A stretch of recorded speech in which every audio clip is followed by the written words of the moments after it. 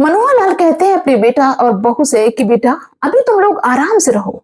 जब मेरे हाथ पैर थकने लगेंगे, जब मुझे ऐसा लगने लगेगा कि अब मुझे किसी की जरूरत है, तब मुझे तुम अपने साथ में रख लेना। दोस्तों ये बात हो जाती है। इसके बाद में क्या होता है कि मनोहर लाल अपनी पत्नी के साथ में गांव में रहते हैं और उनके बेटा बहू शहर में रहते हैं।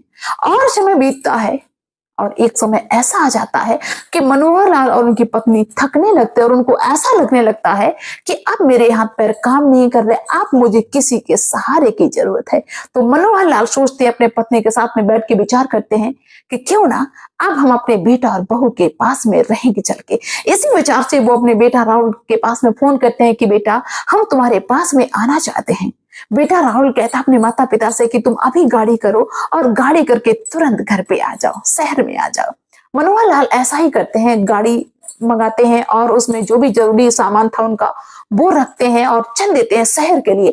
जब अपने घर पे पहुंचते हैं, शहर वाले घर में, तो बहू बहुत ही आदर सम्मान करती है, बड़े अच्छे से उनका रिस्पेक्ट करती है, घर में ले जाती है। बेटा भी जब शाम को आ जाता है तो घर का माहौल बड़ा ही खुशनुमा हो जाता है। जो बहू आरजू थी वो अपने सास ससुर की बड़े अच्छे से सेवा करती है। दोस्तों यूं ही वक्त गुजरता जाता है। लगभग 15 दिन का समय बीत गया। एक दिन मनोहर लाल अपने बेटा राहुल जी कहते हैं कि बेटा अपनी बहन प्राची को भी यहीं पे बुला लो, उसको भी काफी दिन हो गए मैंने देखा नहीं। राहुल अपनी बहन को भी फोन कर देता, बहन भी आ जाती, बहन के बच्चे भी आ जाते। अब दोस्तों क्या था कि परिवार में लोगों की संख्या बढ़ गई। अब जो आरजू थी, अब उसको काम भी ज्यादा करना पड़ रहा है, सुबह जल्दी उठना भी पड़ रहा है। वो छोटे छोटे कपड़े पहनती थी, उनसे भी छुट्टी हो गई, उसको कपड़े भी बड़े पहनने पड़ रहे, बहुत सारा खाना भी बनाना पड़ा। और घर में बच्चे हैं, ननद के बच्चे हैं, तो घर में बहुत सारा कूड़ा करकट, इतना मतलब काम हो गया घर में कि अब आरजू को ऐसा लगने लगा कि नहीं भाई मेरी जिंदगी नरक बन गई, ये मेरी जिंदगी है, हम ऐसी जिंदगी डिजर्व करते हैं क्या। वो ये चीज सताने लगी कि अगर ये सब मेरे साथ में रहेंगी तब तो मेरी जिंदगी नरक ही बन जाएगी। वो ये सोचते कि चलो ननद मेरी यहाँ से चली जाएगी, लेकिन सास ससुर मेरे यहाँ पे रहेंगे, मेरी जिंदगी में तो बाउंडेशन लग जाएगी, हम छोटे कपड़े नहीं पहन सकेंगे, हम इनकी देख रेख करेंगे, सुबह मुझे जल्दी उठना पड़ेगा, हम अपनी मर्जी से कहीं घूमने नहीं जा सकते, यार ये भी कोई जिंदगी है। और ये बात उसके दिल में खटकने लगती है और वो एक दिन सोचती है कि अपने पति से आज हम पूछेंगे कि माता पिता मेरे साथ में क्यों रहते हैं, गांव में इतना बड़ा घर है, वहां पे लोग क्यों नहीं रहते हैं, मुझे चैन से क्यों नहीं जीने देते हैं। दोस्तों शाम को जब राहुल ऑफिस से आता है तो आरजू फूल के बैठ जाती है। राहुल पूछता है कि आरजू क्या हुआ, तो आरजू बड़े झल्लाते हुए बोलती है, कहती है कि मुझे ये बताओ कि माता पिता मेरे साथ में रहेंगे क्या, हम इनके साथ में अपने आप को एडजस्ट नहीं कर पा रहे, हम वो सब नहीं कर पा रहे जो हम पहले करते थे, हम इनके साथ में नहीं रह पाएंगे, इनसे कह दो कि गांव में चले जाएं, गांव में इतना बड़ा घर है, ये वहां पे क्यों नहीं रहते हैं। जब राहुल ने ये बात सुनी तो राहुल को तो ऐसा लगे कि जैसे उसके पैरों के नीचे से जमीन खिसक गई। वो अपनी पत्नी की तरफ देखता है और कहता है कि आरजू मुझे तुमसे ये बिल्कुल उम्मीद नहीं थी कि तुम कभी ऐसा सोच सकती हो या ऐसा कर सकती हो। तुम ये कैसे भूल गई कि ये जो मकान है जिसमें हम लोग रहते हैं ये मेरे पिताजी का है, मेरे पिताजी ने अपनी कमाई से खरीदा है, हम उनको इस घर से बेघर कर दें, ऐसा नहीं हो सकता है, तुम्हें रहना है तो रहो या जो तुम्हारी इच्छा है वो करो। दोस्तों जब राहुल ने अपनी पत्नी आरजू की बात नहीं मानी और उसको डांट दिया तो आरजू कुछ दिन तक तो सही चलने लगी, लेकिन आरजू का व्यवहार जो था वो पूरी तरीके से बदल चुका था। वो अपने सास ससुर से अच्छे से बिल्कुल भी नहीं बोलती थी, बस काम करती थी, उनको खाना पीना देती थी और तुरंत अपने कमरे में चली जाती थी। और सास ससुर भी इस व्यवहार को देख के, बहू के जो हाव भाव थे उसको देख के परेशान हो रहे थे कि अभी तक तो ये अच्छे से बात करती थी, लेकिन अब इसको क्या हुआ, कोई बात हो गई क्या। ससुर ये सोचते हैं कि कहीं ऐसा तो नहीं कि मेरी वजह से ये ऐसा व्यवहार करती है, इसको पसंद नहीं है कि हम लोग यहाँ पे हैं, लेकिन कोई बात नहीं, ये दोस्तों यूं ही चलता रहा। एक दिन की बात है कि आरजू ये सोचते हैं कि आज अपने पति से ये फैसला करवा ही लेंगे कि यहाँ पे रहेंगे या जाएंगे। अगर ये नहीं जाएंगे तो हम कल सवेरे यहाँ से निकल जाएंगे, हम इनके साथ में बिल्कुल भी रहना नहीं चाहते। शाम को जब राहुल लौट के फिर आता है घर पे तो आरजू अपने पति पे टूट पड़ते और कहते कि मुझे ये बताओ कि ये जो तुम्हारे माता पिता हैं ये गांव में जाएंगे कि नहीं जाएंगे, मुझे इनके साथ में एक दिन भी रहना बर्दाश्त नहीं हो रहा है, बिल्कुल पसंद नहीं है। इधर जो मनोहर लाल थे वो ये सोचा करते थे कि इनके बीच में ऐसा क्या हुआ क्योंकि जो राहुल था वो भी गुमसुम सा रहता था, वो भी अच्छे से बात नहीं करता था, और जो आरजू थी वो भी गुमसुम से रहती थी।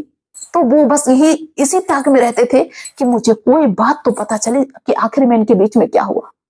मनोहर लाल ने ये सारी बातें छुपके से सुन ली जो आरजू अपने पति राहुल से कह रही थी।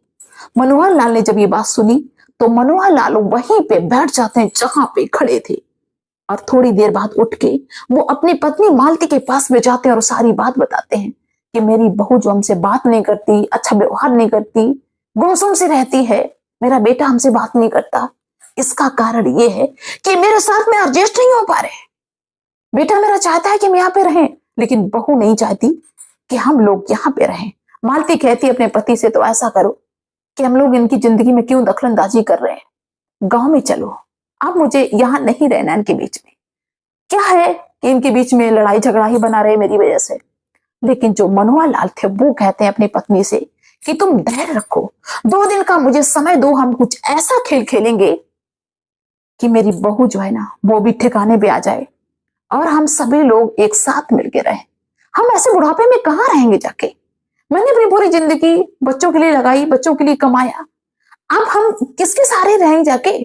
हम नहीं ऐसा करेंगे, हम कुछ ऐसा उपाय करते हैं। तो मालती कहती है तुम इस बुढ़ापे में क्या करोगे, तुम भला ऐसा क्या कर पाओगे।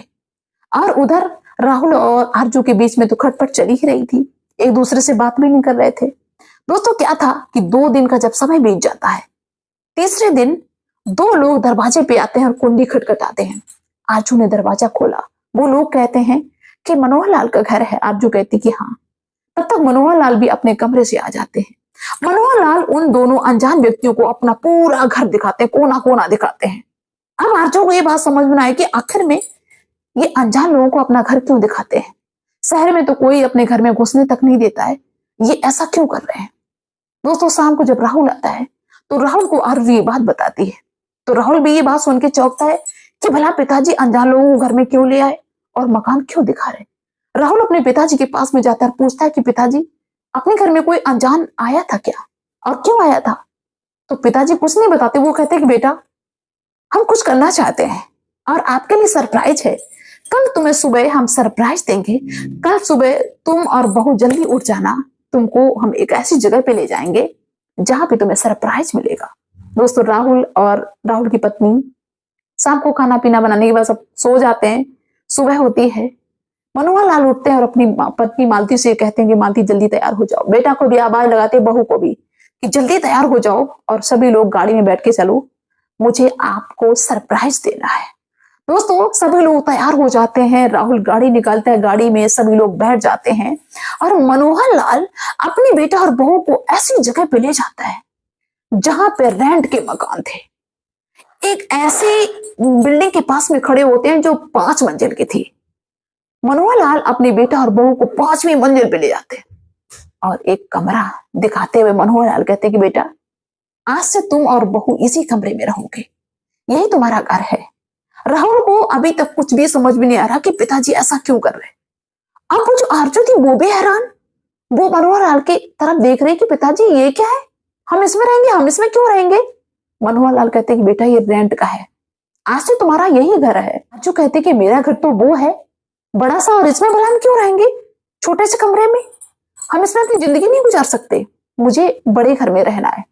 तो मनोहर लाल कहते हैं कि बेटा वो घर मेरा है, मैंने अपनी पूरी जिंदगी की कमाई लगा के उस घर को बनाया है, वो घर मेरा है। तुमने पूछा था ना हमसे कि कल अनजान लोग मेरे घर पे क्यों आए थे, तो ये वो लोग थे जो हमारे उस घर को खरीद रहे हैं और हम अपना वो घर बेच रहे हैं। घर बेच के हम गांव चले जाएंगे, तुम अपनी आजादी के साथ में, छोटे कपड़ों के साथ में इस घर में रहो, रेंट के घर में रहो, यही तुम्हारा घर है।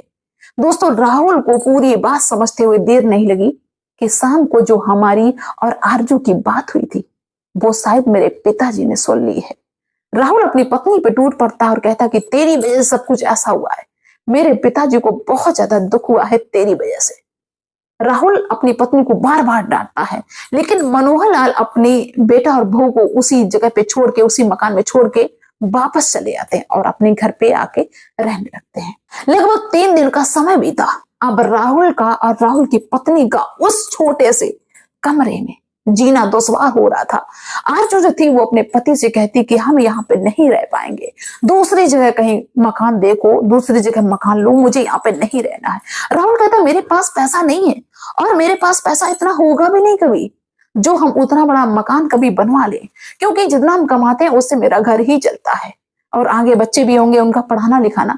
अब मुझे पूरी जिंदगी रेंट के घर में ही रहना पड़ेगा। अब आरजू का दिमाग ठिकाने, क्योंकि वहां पे मच्छर भी लग रहे, लाइट भी नहीं, कोई व्यवस्था नहीं और उसको घुटन हो रही। अब उसको अपनी गलती का एहसास होने लगा कि मैंने ऐसा क्यों बोला, भला उनके साथ, माता पिता के साथ में हम क्यों नहीं रह पाए। और आखिर में आरजू अपने पति राहुल से कहने लगी कि अब घर पे चलो, मुझे उस घर में रहना है, हम इस घर में नहीं रह पाएंगे। मनोहर कहते हैं कि तुम्हें क्या लगता था कि हम इस घर को बेचेंगे? नहीं, मुझे इस घर को बेचना नहीं था, लेकिन तुमको सबक सिखाना था, क्योंकि तुम लोग ये भूल गए कि माता पिता कभी किसी के लिए बोझ नहीं होते। जिनके माता पिता साथ में रहते हैं उन बच्चों को कोई तकलीफ नहीं होती है, क्योंकि उनके सर पे माँ बाप का आशीर्वाद रहता है, माँ बाप साया बन के खड़े रहते हैं। दोनों को अपनी गलतियों का एहसास हो जाता है। आरजू गिड़गिड़ाती है और बार बार अपने पिताजी से कहती कि पिताजी अब ऐसा कभी नहीं होगा। मनोहर कहते बेटा मैंने तुमको अपनी बेटी बना के रखा है, मैंने बहू बना के रखा ही नहीं।